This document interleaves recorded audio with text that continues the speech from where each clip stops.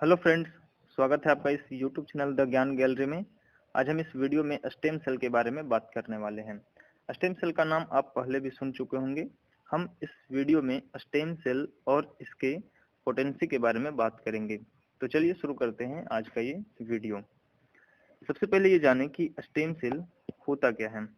Stem cell एक प्रकार का अनडिफरेंशिएटेड सेल होता है। यहाँ आप देख रहे होंगे ये क्या है, एक प्रकार का अनडिफरेंशिएटेड सेल है। इसका फेट जो है अभी डिसाइड नहीं है, मतलब ये किसी भी प्रकार का सेल बना सकता है। दूसरा क्या है, इसके पास क्या है, सेल्फ रिन्यूअल प्रॉपर्टी होता है। सेल्फ रिन्यूअल प्रॉपर्टी का मतलब क्या होता है कि ये अपने जैसे और स्टेम सेल बना सकते हैं।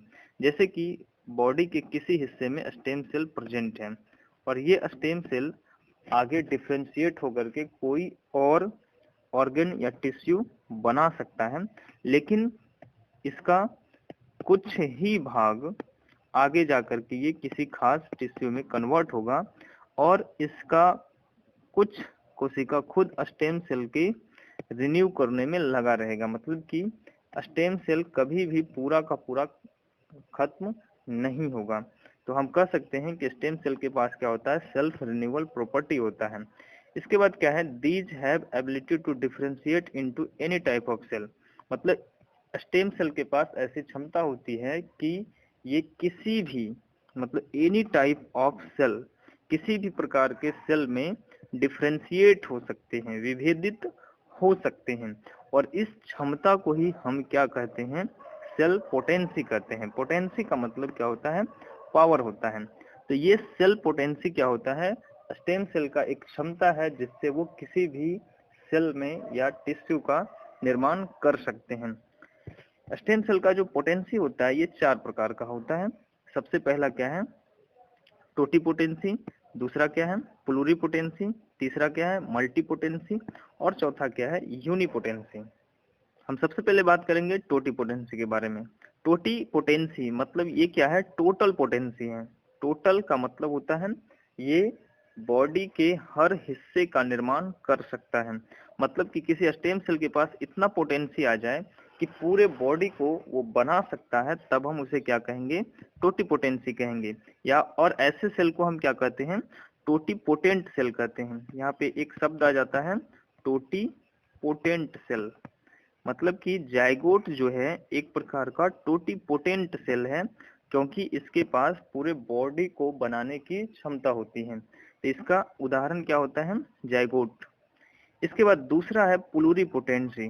प्लूरीपोटेंसी में क्या होता है कि कुछ भाग को छोड़ करके ये अन्य भागों को बना सकता है।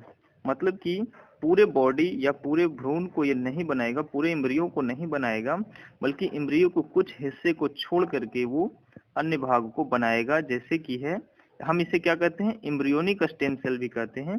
ये इम्ब्रियो में होता है और इसका एग्जाम्पल क्या है, cells of inner cell mass. अब हम यहाँ समझेंगे इनर सेल मास क्या होता है। तो जब जाइगोट, हम जाइगोट फर्टिलाइजेशन में पढ़ चुके हैं कि जब एग सेल और स्पर्म आपस में फ्यूज होते हैं तब क्या बनता है, जाइगोट बनता है।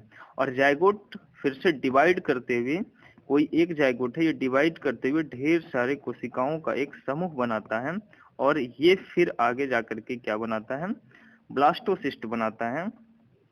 तो बाहर उसका एक लेयर होता है और अंदर क्या होता है, कोशिकाओं का एक समूह होता है।